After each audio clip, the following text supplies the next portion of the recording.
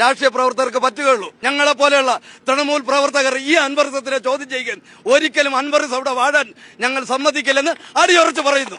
ഈ ഇദ്ദേഹം ചെയ്തതെന്ന് പറഞ്ഞു കഴിഞ്ഞാൽ ത്രിതല പഞ്ചായത്തിനോ അല്ലെങ്കിൽ നിലമ്പൂരോ മത്സരിക്കുമ്പോൾ നമ്മുടെ പാർട്ടിയുടെ ചിഹ്നമായ പൂവും പുല്ലും മത്സരിക്കാതെ അദ്ദേഹത്തിന്റെ ഒരു തനതായ ഒരു സ്വാതന്ത്ര്യം അദ്ദേഹത്തിന് എങ്ങനെയെങ്കിലും UDFന്റെ ഒരു ഘടകകക്ഷിയാവുക, ഘടകകക്ഷി ആവാൻ പറ്റിയില്ലെങ്കിലും കോൺഗ്രസിന്റെ ബാനറിൽ മത്സരിക്കുക, അല്ലെങ്കിൽ UDFന്റെ ഏതെങ്കിലും.